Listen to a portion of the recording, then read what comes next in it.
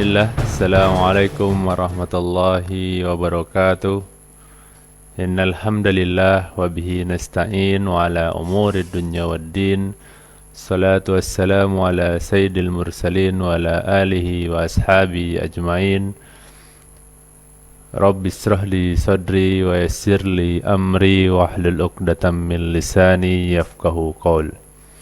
Alhamdulillah, puji syukur kita kehadirat Allah Subhanahu wa taala yang telah memberikan kita nikmat kesehatan, nikmat kesempatan sampai kita bisa merasakan nikmat itu tanpa bayar apapun.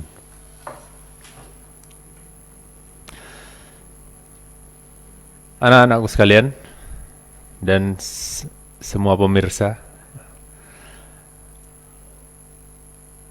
alhamdulillah pada hari ini tanggal hari Rabu kita masuk ke 13 Ramadan. Sudah 13 hari kita melaksanakan puasa Ramadan. Semoga kita sampai di penghujung Ramadan dalam keadaan sehat walafiat. Baik, anak-anakku sekalian, Mister yakin semuanya pasti kangen dengan teman-teman, dengan sekolah, dengan guru-guru. Insyaallah kita selalu berdoa, mari kita selalu berdoa kepada Allah Subhanahu wa taala agar keadaan ini bisa kembali pulih seperti sedia kala. Jadi kita bisa bertemu lagi bersama teman-teman kita bisa menyapa lagi dengan teman-teman yang ada, bermain di sekolah, bertatap muka dengan guru-guru dan yang lainnya. Baik, sirah Nabi. Dari situ kita bisa mendapatkan benar-benar ibroh atau pelajaran. Kalau kita kalau kita bisa mencari hikmah dari sirah-sirah sahabat dan sirah-sirah Nabi. Ya, kita harus lebih tahu sejarahnya, kita harus tahu siapa hero kita sebenarnya. Ya, bukan Spider-Man, bukan Superman, ya. Tapi hero dalam menjalankan, dalam berkembangnya agama Islam di muka bumi ini. Untuk Aqsa, Mister mau nanya, siapa itu Umar bin Khattab? Ada yang tahu? Kalau ada yang tahu, tolong tulis di komen. Siapa itu Umar bin Khattab? Ya. Siapa saja Umar bin Khattab? Siapa itu Umar bin Khattab? Oke. Umar bin Khattab adalah siapa? Sahabat Nabi sallallahu alaihi wasallam. Kalau dengan orang tua namanya Khattab bin Naufal. Itu ayahnya. Lahir tahun 583 Masehi. Tulis ya, 583 Masehi. Ya. Umar bin Khattab juga bisa kita sebut sebagai Khulafa Ar-Rasyidin, ya. Khalifah keberapa? Khalifah kedua setelah Abu Bakar radhiyallahu an. Ya, setelah Abu Bakar As-Siddiq pemerintah yang menggantikan Nabi sallallahu alaihi wasallam. Setelah Nabi wafat digantikan oleh Abu Bakar, kemudian setelah Abu Bakar wafat digantikan oleh Umar bin Khattab. Umar bin Khattab ini termasuk khalifah 4 yang termasuk yang paling lama dalam menjabat khalifah. kita tahu juga keislaman Umar bin Khattab itu sangat fenomenal, ya. Ketika itu mendengarkan satu ayat dari Al-Quran kemudian nangis. Padahal Umar bin Khattab adalah orang yang paling tegas, orang yang paling, sampai Rasulullah SAW pernah mendoakan Umar bin Khattab keislamannya. Doa Rasulullah, ya Allah, muliakanlah agama ini, muliakanlah agama Islam ini dengan salah satu di antara dua Umar. Jadi Rasulullah itu mendoakan, pada saat itu mendoakan antara dua Umar, yaitu satu Umar bin Khattab, yang satu Amr bin Hisham. Ya, Amr bin Hisham itu Abu Jahal. Ya. Kemudian Allah mengabulkan doa Rasul dengan mengislamkan, memberikan hidayah kepada Umar bin Khattab. Dengan masuknya Islam Umar bin Khattab,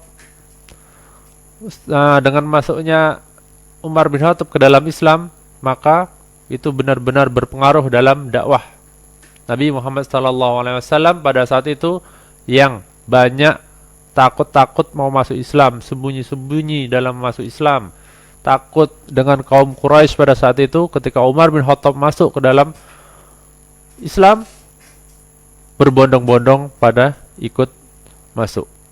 Karena sosoknya Umar bin Khattab itu sangat-sangat fenomenal. Dalam satu riwayat, bahwasanya kalau Umar bin Khattab itu kalau jalan di suatu gang, suatu jalan, ya, maka ketika ada jin atau setan dari situ, minggir semuanya. Nah, takut sama Umar bin Khattab. Ya, Umar bin Khattab tuh mempunyai suara yang lantang, tegas, ya. Sekali ngomong bisa kedengaran semuanya. Itu adalah Umar bin Khattab. Yaitu Umar bin Khattab juga wafat, kemudian dikuburkan bersama Nabi dan Abu Bakar. Jadi kalau kita yang sudah berangkat pernah ke Madinah Al-Munawwarah, ya, di Arab Saudi, di sana ada kuburan Nabi. Nabi dikuburkan dengan berdampingan bersama dua sahabatnya, yaitu Abu Bakar dan Umar. Ya. Umar bin Khattab juga disebut dengan Al-Faruq. Dia orang pemimpin yang benar-benar tegas, ya. Baik. Kita dalam satu kisah saat Umar bin Khattab radhiyallahu an memimpin hampir 1/3 di bumi, 1/3 di dunia ini di bawah naungan Islam, ya. Dulu ketika Umar bin Khattab memerintah, dakwah Islam sampai ke Eropa, sampai ke Aljazair, ya, Afrika, Eropa, Spanyol, ya. Kalau kita ke Spanyol, kita ke Prancis, daerah di Prancis, Inggris, itu masih ada peninggalan Islam pada saat itu. Sampai kalau kita tahu ada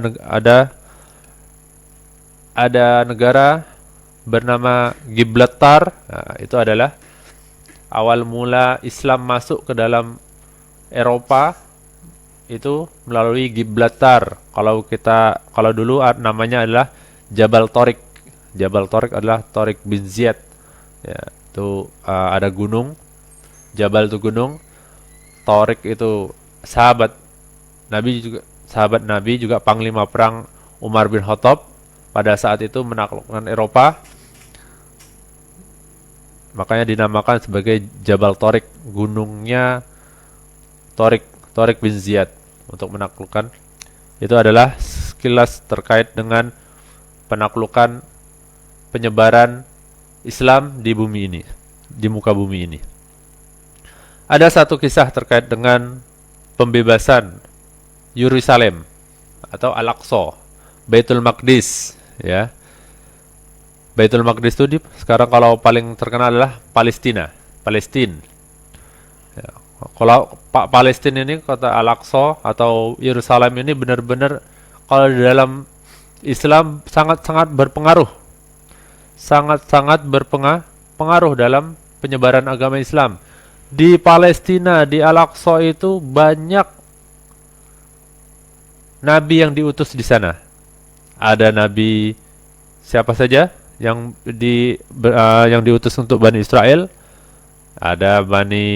Ada Nabi Sulaiman itu di Palestina, Nabi Daud, ada Nabi Yakub, Ishak, ada Yusuf, Nabi Ibrahim, ya, Nabi Lut, ya. Banyak nabi yang diturunkan Allah Subhanahu wa taala di bumi Palestina. Makanya disebut bumi Palestina itu disebut Al-Aqsa atau Al-Quds, ya. Yerusalem dengan artian tanah yang aman, tanah yang diberkahi, benar. Yerusalem itu Al-Quds, ya, yang suci.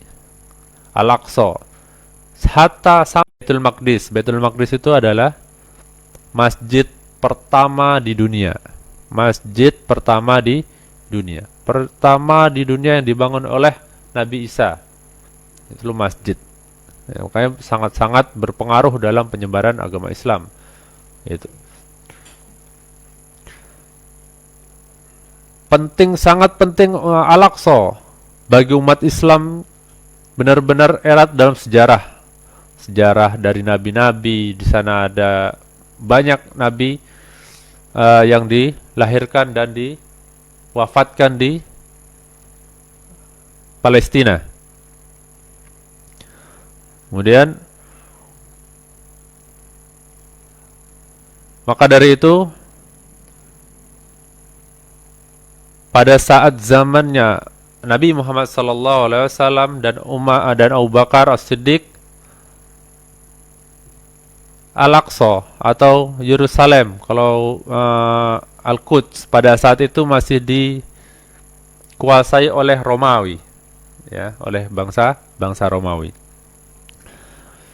Berarti sekitar tahun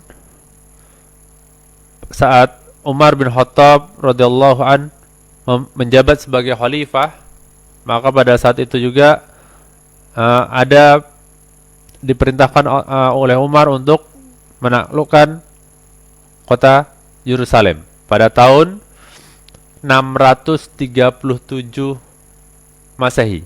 Ditulis penaklukan Al-Aqsa pada zaman Umar radhiyallahu an pada tahun 637 Masehi. 637 Masehi. Ya. Jadi tapi tidak ada peperangan di sana. Hanya pengampungan kota. Ya. Pada saat itu Al-Aqsa atau Yerusalem dipimpin oleh salah seorang pastor atau uskup, ya. Uskup dengan nama Soparonus, ya. Soparonus yaitu uskup dari Romawi yang memerintah di Yerusalem. Nah, pada saat itu ketika pasukan muslimin yang dipimpin oleh Khalid bin Walid dan Amr bin As, ya, pimpinan pasukan kaum muslimin yang dipimpin oleh Khalid bin Walid dan Amr bin As mengepung kota Al-Aqsa, mengepung kota Yerusalem. Pada saat itu diminta oleh oleh Khalid bin Walid untuk menyerahkan diri, untuk menyerahkan kota itu kepada Islam, kepada khalifah pada saat itu. Tapi uskup yang berkuasa di situ tidak mau. Saya tidak akan mau menyerahkan Al-Aqsa ke kalian, tapi saya akan menyerahkan Al-Aqsa langsung kepada Amirul Mukminin. Siapa Amirul Mukminin pada saat itu? Amirul Mukminin pada saat itu adalah Umar bin Khattab. Kayak dengar Umar ketika itu dari Madinah menunggang keledai, ya, menunggang keledai menuju ke Yerusalem, berdua dengan pengawalnya. datang masuk ke kota Yerusalem, kemudian disambut oleh uskup, kemudian diajak keliling, ditunjukkan kepada Umar. Istilahnya kalau kita tahu seperti field trip gitu ya, keliling Al-Aqsa pada saat itu. Ini adalah kuburan suci, ini adalah masjid, ini adalah gereja pada saat itu. Nah, belum ada masjid, adanya hanya Masjidil Aqsa, ya, di kota Yerusalem. Diajak keliling Umar bin Khattab. Ada satu kisah menarik ketika Umar bin Khattab radhiyallahu an diajak keliling oleh uskup. Pada saat itu datanglah waktu azan, waktu zuhur. Ya. Ketika waktu zuhur, uskup mempersilahkan Umar bin Khattab untuk sholat di gereja. Kemudian Umar bin Khattab menolak. Tidak. Seandainya saya sholat di gereja ini, nescaya mungkin pada suatu saat, ya, pada suatu saat nanti umat Islam akan menaklukkan gereja ini. Nah, itu maksud dari kata-kata Umar ini apa? Bahwasanya ada toleransi dalam beragama di situ. Tidak, kalau di dalam Islam ketika berperang tidak boleh menghancurkan, tidak boleh merobohkan gereja, tidak boleh meroboh. Pada saat itu akhirnya Al-Aqsa diserahkan. Lama kan? Lama, 462 tahun sekitar segitu. Ya. Kita tahu di Yerusalem itu pada saat itu Kristen, ya, di bawah pemerintahan Kristen. Kemudian berpindah, ditaklukkan oleh Umar bin Khattab, ya, maka kemudian orang Islam, Muslim yang memerintah di Yerusalem. Kemudian sampai saat ini juga seperti itu. Bahwasanya Yerusalem ini ada 3 agama yang menempati kota ini. Kota ini benar-benar dianggap suci oleh 3 agama samawi. Apa itu agama samawi? Agama yang Allah turunkan ke bumi ini, yaitu agama Yahudi, agama Nasrani, dan agama Islam. Ya. Yerusalem pertamanya dikuasai oleh Kristen, oleh Nasrani. Kemudian kita bisa tahu juga sejarah tentang penaklukan Al-Aqsa. Selain dari Umar bin Khattab itu, setelah Umar bin Khattab itu Al-Aqsa ditaklukkan lagi oleh Nasrani, oleh Romawi lagi.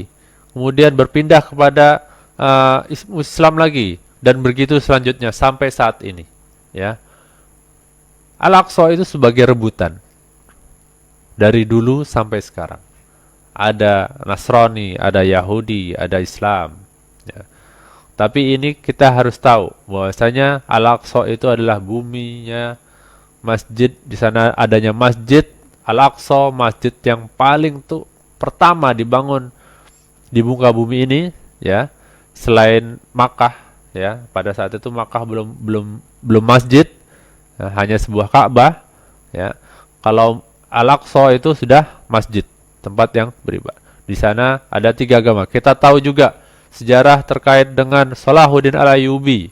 Siapa Salahuddin Al-Ayyubi? Yaitu panglima perang yang menaklukkan Al-Aqsa. Pada saat itu sudah direbut lagi oleh Nasrani, kemudian sampai berkali-kali Al-Aqsa itu orang direbut, rebut dan lepas lagi. Berkali-kali sampai kita tahu ada namanya perang salib 1, perang salib kedua, perang salib ketiga, ya, itu memperebutkan tanah Yerusalem, tanah haram, ya, tanah Yerusalem. Itu adalah sejarah singkat terkait dengan penaklukan Al-Aqsa. Pentingnya Al-Aqsa untuk umat Islam. Kenapa? Sampai saat ini umat Islam harus mempertahankan Al-Aqsa, ya. Al-Aqsa di sini sangat-sangat kota-kota yang suci. Di sana kita tahu Nabi Isa dilahirkan, Nabi Isa yang membuat masjid itu Al-Aqsa. Kita seluruh agama yang dibawa oleh nabi-nabi itu agama Islam. Ya, agama Islam. Dari zaman Nabi Adam sampai Nabi Muhammad itu semuanya agama Islam. Yang membuat mereka Yahudi itu ya mereka sendiri, yang membuat mereka Nasrani itu mereka sendiri. Bukan, tidak ada Nabi Isa mengajak masuk ke dalam Yahudi, tidak. Nabi Isa mengajak kepada Islam, menyembah Allah Subhanahu wa ta'ala, Allah ya, Subhanahu wa ta'ala. Kemudian Nabi Musa juga seperti itu dan kitabnya. Nabi Daud juga gitu, dengan kitabnya Zabur, ya. Semuanya menuju kepada Islam. Tidak ada mengajarkan untuk ikut agama Nasrani, untuk ikut agama Yahudi. Seluruh nabi yang Allah turunkan di muka bumi ini mengajak kepada Islam. Makanya di kota Al-Quds ini, di kota Palestina yang sekarang kita tahu,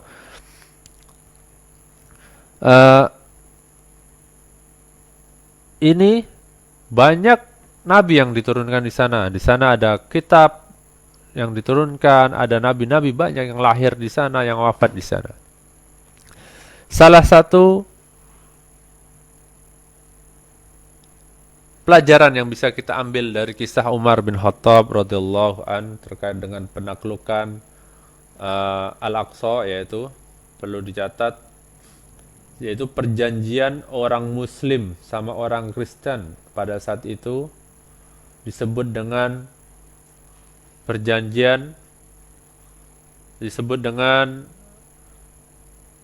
Uhdah Umariyah, yaitu perjanjian Umar.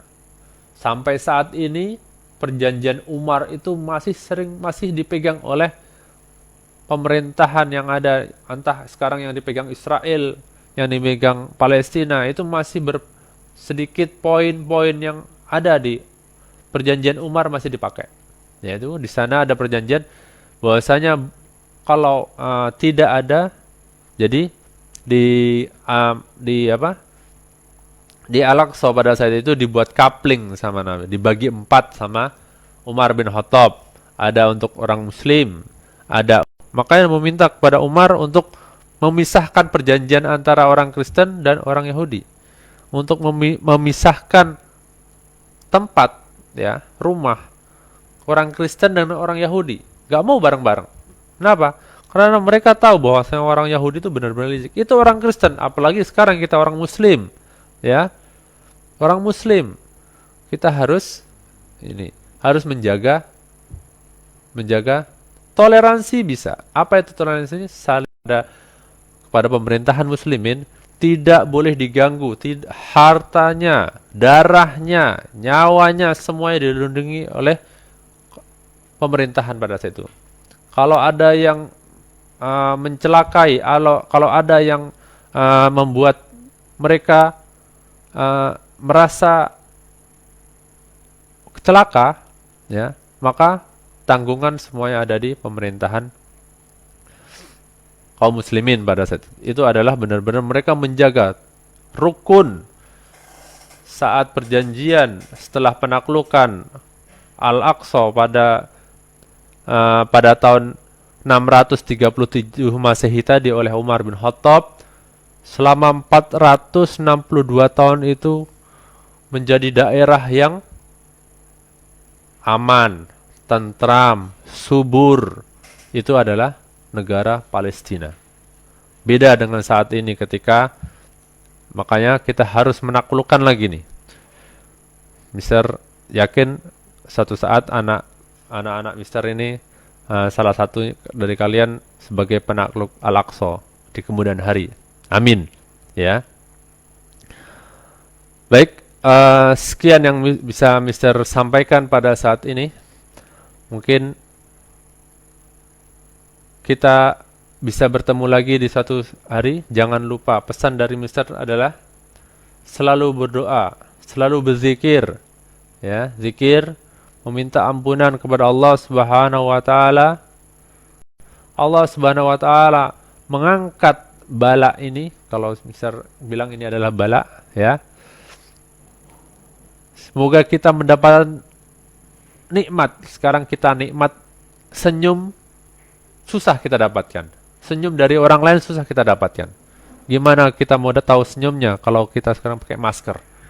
Hilang rasa senyum, ya kan? Nikmat tertawa, ya, bermain bareng sama teman-teman kita, Allah cabut pada saat. Maka kita harus perbanyak zikir, doa. Semoga wa bihamdika asyhadu an la ilaha illa anta astaghfiruka wa atubu ilaik. Wabillahi taufiq wal hidayah. Assalamualaikum warahmatullahi wabarakatuh.